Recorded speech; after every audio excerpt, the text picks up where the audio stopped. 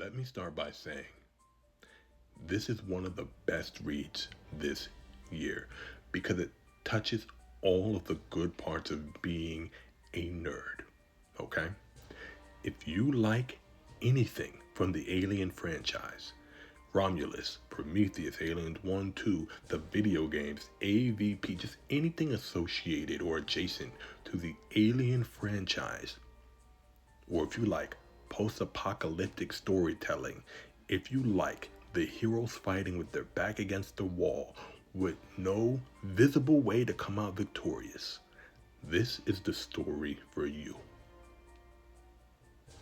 Revi, who is a very close friend of mine.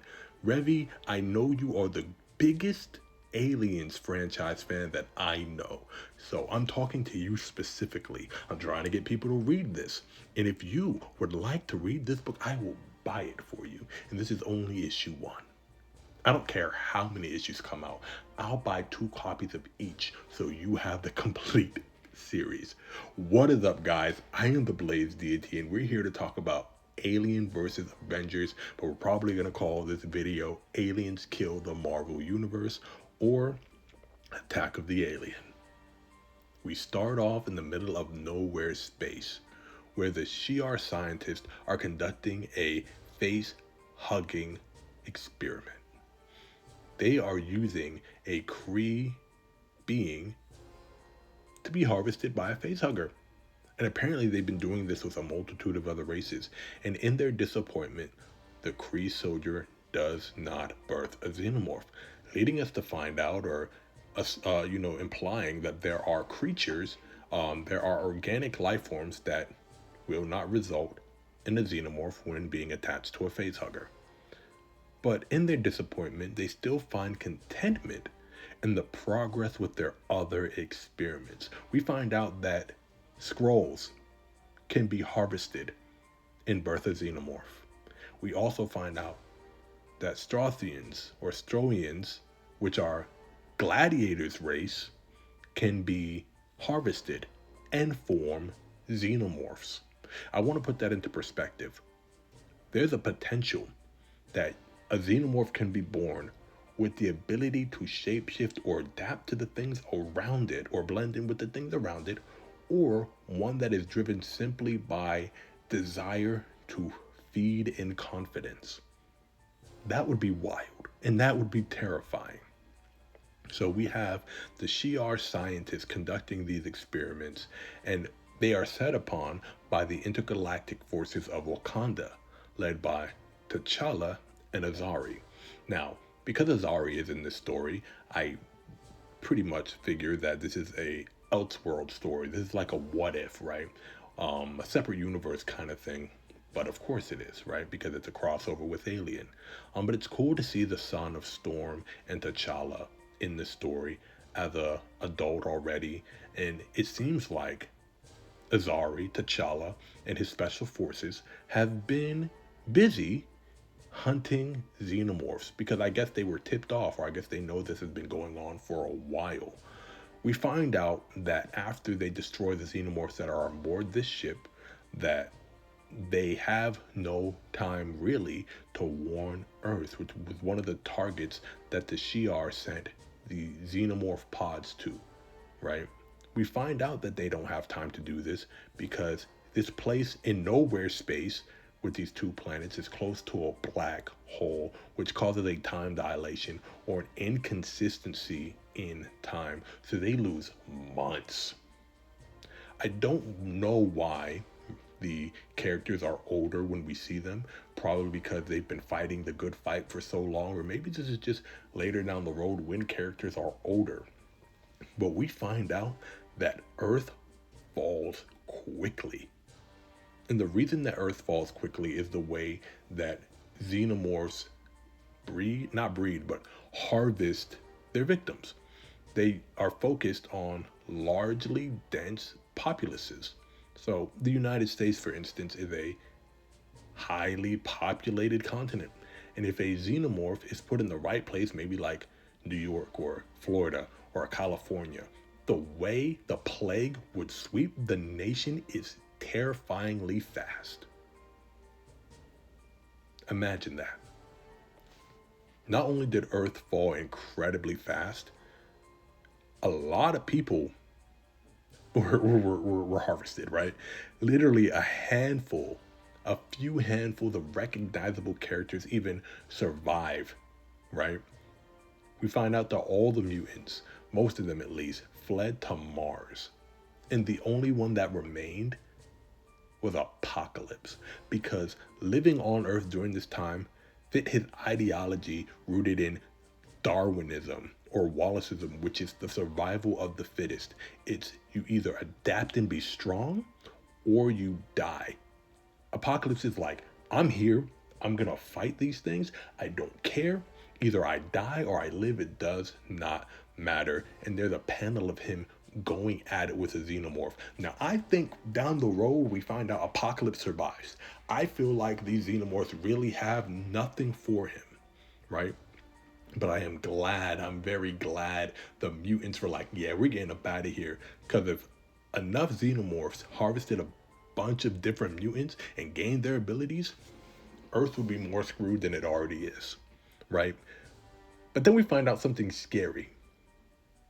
Wakanda and Atlantis were some of the last cities to fall, but they fell.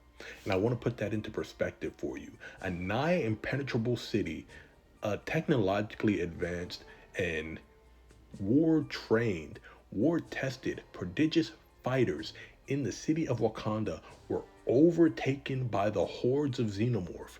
But not only that, Atlantis. The reason Atlantis being overtaken is so terrifying to me is because, as somebody with thalassophobia, I do not like large open bodies of water because I don't like what's underneath the surface that I cannot see, or in the dark depths that I don't know that's there, right? So imagine a xenomorph that can swim with the skill of an Atlantean. That would be terrifying. Why do xenomorphs need to swim at all? Why would a xenomorph need to swim at all? But that's besides the point, right? We find out that there's a couple of resistors held up in the final city, and two of those consist of Captain Marvel and Bruce Banner, who are having a conversation while Bruce is awaiting someone. We find out that Bruce Banner is actually tasked with protecting the last person who is capable of finding a solution to this invasion issue, which is Valeria Richards, which is actually the person he is currently waiting for, right? We find out that the Fantastic Four family, for the most part, is either deceased or dispersed. We find out that Franklin Richards and Ben Grimm have just disappeared off the map. They're nowhere to be found. And Johnny, Sue, and Reed, they're gonzo. They're deceased. And I think that's cool because without Franklin Richards, who would just literally snap and erase all the xenomorphs, not having him there is kind of cool. Which is why I like these post-apocalyptic stories or these invasion stories where we have to focus on like a handful of characters to survive or to get us to the end. Because let's say like they put someone like Blue Marvel, who's a walking, walking clone of Superman, but has antimatter. He's a walking antimatter generator. There's nothing that the Xenomorphs will be able to do with that. We don't see any mention of the Sentry, right? We don't hear about Asgard getting involved in any, of this confrontation, which is really cool that the earthbound heroes, villains, and inhabitants of Earth have to either put up with it, do what they can against all surmountable odds and try and come out victorious. I think that's kind of cool. So we have Valeria Richards, which is probably at this point the most intelligent person on the planet, who Bruce Banner is waiting for when they find out that she's being hunted, chased down by xenomorphs. And this is where we find out that the rest of the resistance goes to save her. So Bruce Banner hulks out, Carol Danvers, Captain Marvel goes to help her, and also Miles Morales, which is actually really dope to see that we have a Spider-Man in this post-apocalyptic alien ran planet. They come to her rescue. And they find that she has a face hugger egg. And the reason she has this face hugger egg is that she has deduced that they have been going about stopping the xenomorph invasion slash infestation all wrong, because they're not starting early enough in the life line or in the life cycle of the xenomorph to be effective.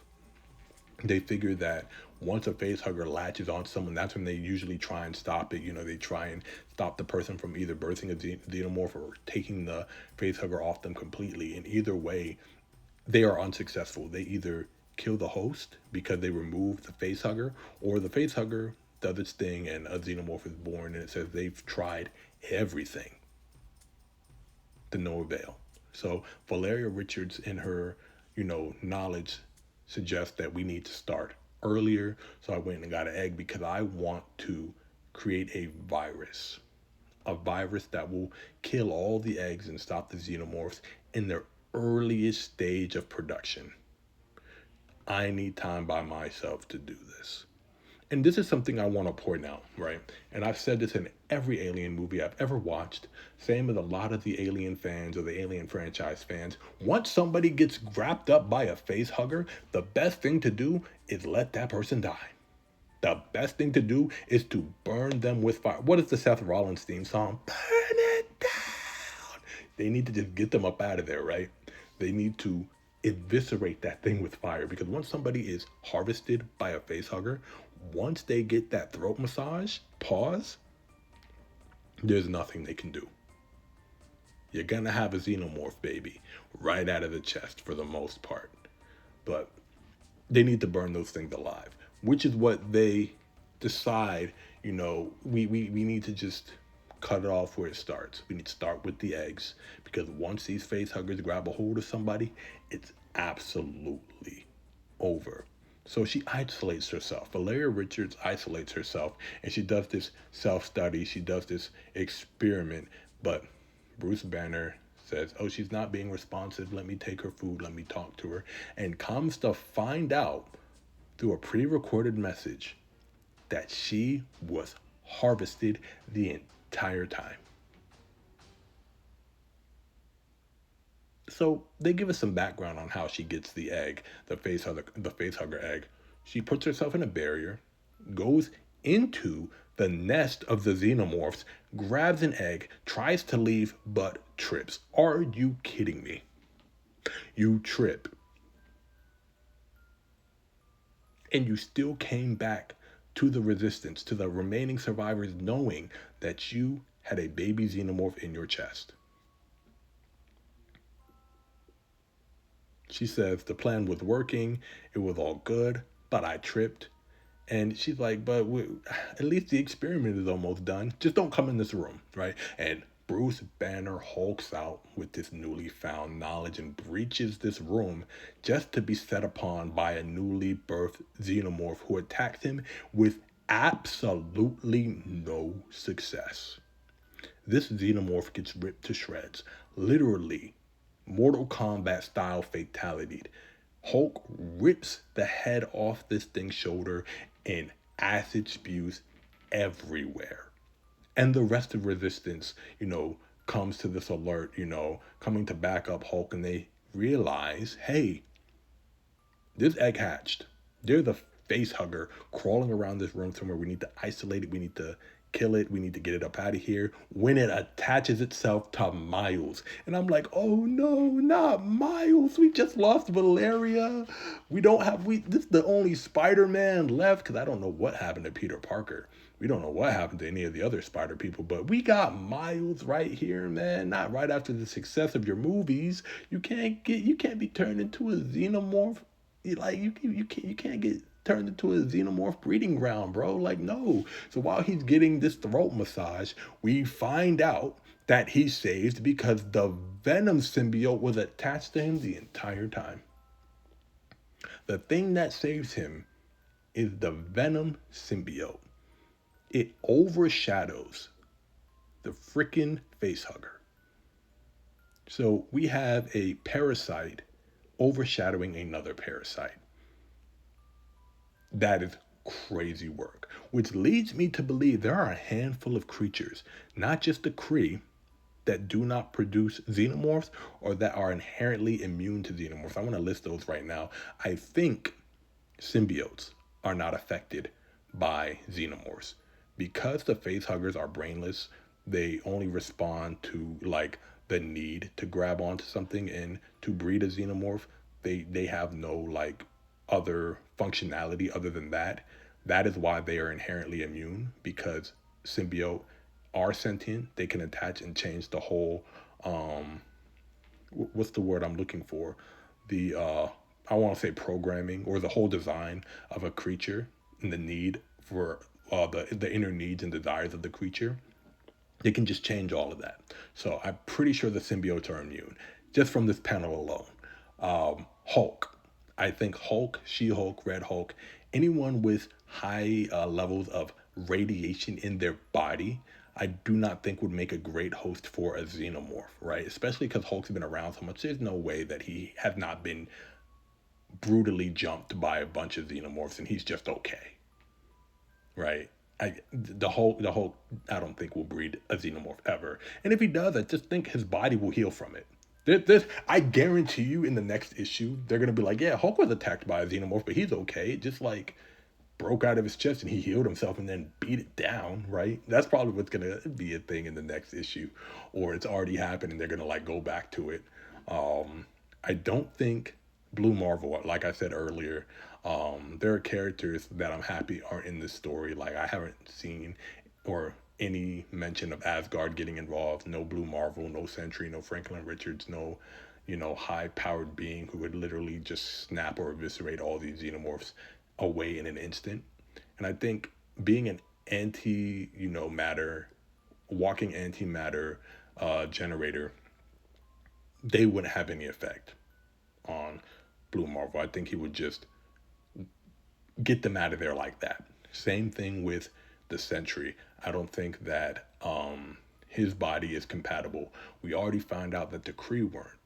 And I don't know if that's due to the Kree's durability. I don't know if that's due to Kree's biology. Or maybe they did it wrong. We have no idea. But I think this series so far with this one issue is a 10 out of 10. Like I said, if you like post-apocalyptic invasion fighting against the wall stories, this is it. This is it. I cannot wait for issue 2. Revy, if you watched this video, like I said, I will buy you issue 1. I will buy you issue 2. I don't care how many issues it is. I'll just buy 2 copies of each and we can read them together. But guys, this is how I feel. 10 out of 10. Love the Alien franchise. Love AVA. And we're probably going to call this series Alien Kills the Marvel Universe. But I will catch you guys in the next video. Let me know in the comments if you liked this particular video. Let me know if you are keeping up with AVA. Let me know if there's another comic or a book or a story you want me to review. And stay tuned, because we are doing sub-only videos, sub-only content. And we're starting that over on our TikTok. We might move it here to YouTube and Discord. But guys, thank you so much for hanging out with me. And I'll make sure to get you guys with another comic book review video really soon.